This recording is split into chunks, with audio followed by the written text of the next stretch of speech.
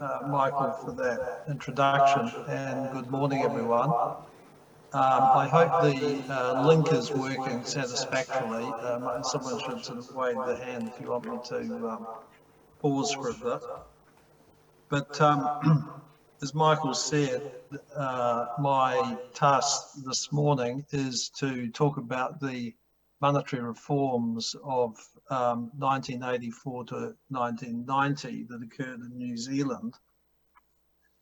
As you know, today, New Zealand is an open, well-developed, market-based economy.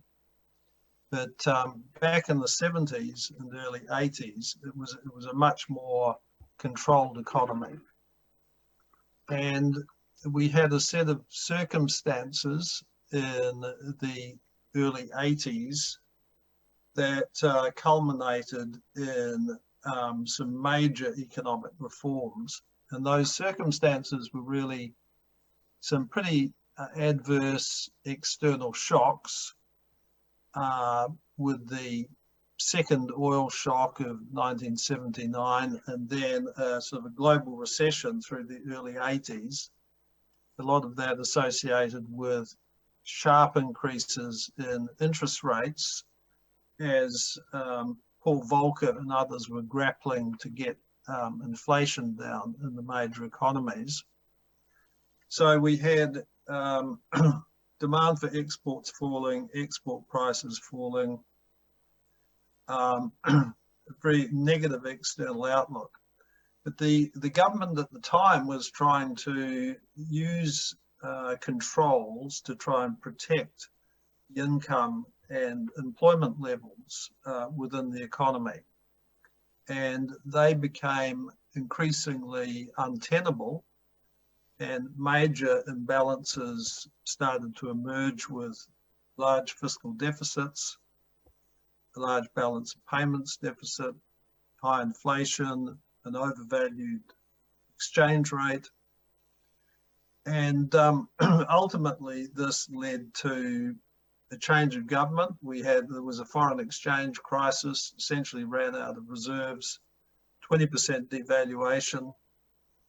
And as I say, the government changed, and the new government really had quite a clear mandate to reform the economy. And so broad-based reforms were put in place over the following years in the private sector, the real markets, labour market, trade, as well as the financial sector, monetary policy, fiscal policy, and public sector governance. So it was a very broad set of reforms, and this morning I will focus on the monetary reforms that took place, but there is that broader context. Now, in terms of the monetary reforms, I would say there are three main key elements. The first was a new governance model for monetary policy, where the central bank was given a single clear objective of price stability and given the independence to get on with the job and achieve that objective. And, you know, that sounds fairly conventional today, but in the early 80s, it was very different. It was the Minister of Finance really was controlling monetary policy decisions. So this shift to give that decision-making power to the central bank was very different for New Zealand at the time. And I'll come back to that change in the governance model. But the second key element was the floating of the New Zealand dollar. And if we go back to Mundell's trilemma, which I mentioned in the note that I circulated, the trilemma essentially says that if you have open capital markets, then country can either choose to control its domestic interest rates or the exchange rate, but it can't do both. So given that New Zealand was really dependent on foreign capital and we needed to have an open capital account, we had to make the choice between continuing to manage a currency or really having effective control over domestic monetary policy, and we chose the latter. So we got on and moved towards floating the New Zealand dollar, which happened in March of 1985. And ahead of that, we removed the remaining exchange controls and we set up the commercial banks to be able to act effectively to run the foreign exchange market, in the private sector rather than in the official sector. So that was the second key element. The third key element was financial deregulation, deregulation of the banks effectively, because through the 70s and early 80s, the government and central bank had used price and quantitative restrictions to try and control credit through the banks. That had been the norm for monetary policy. And that had caused a significant disintermediation of funds to flow. In other words, funds were flowing outside of the banking system through the non-banks, and the banks themselves were becoming less and less important in the overall financial intermediation in the economy. So if we wanted to move back to a market-based allocation of credit and a banking system that would facilitate a market-based monetary policy. And so we had to remove a lot of those restrictions, interest rate controls, government security ratios, credit controls, all sorts of things. They were all removed from the banks in order to prepare the way for a market-based monetary policy and a market-based credit allocation framework. So in addition then to the change in the governance model at the Reserve Bank, floating of the currency and financial deregulation were very important. But if I come back now to the governance model, the central bank with operational independence, I just make a few points. And firstly, I would say that this idea of sort of devolving decision-making power from the minister down to the governor was replicated in other parts of the public sector. So in other words, it was a broad principle that was adopted by the new government at the time, that ministers should make less operational decisions. They should make high-level decisions, strategic decisions, push the operating decisions down to chief executives of SOEs, of government departments, etc. But give them very clear objectives and give them clear operating guidelines and make them accountable. So that was the broad principle that really effectively gave rise to the inflation targeting model, which then subsequently we put into legislation in 1989 and was subsequently adopted by many central banks around the world. The second point I would make around the governance model is the role of Treasury in decision making, because we removed Treasury officials from the Reserve Bank board and from the Monetary Policy Committee. And so rather than Treasury being involved in monetary policy decisions, Treasury was set up as the monitor in other words, the agent of the minister, to monitor the performance of the central bank. And if you're going to have an effective monitor, if Treasury is going to be an effective monitor on behalf of the minister, the Treasury can't be involved in the decisions themselves because they can't be monitoring their own performance. So we felt this was an important aspect of the new governance model, is to take Treasury off the central bank board and policy-making committees. I would say the exception there, or this was for monetary policy. When it came to financial stability policy, financial regulations, Treasury continued to have a joint role with the Reserve Bank. So my comments there relate to monetary policy. Now, I mentioned accountability structures are very important. If you're going to give the central bank more autonomy and objective and operational independence, then they need to be accountable. So accountability structures were set up.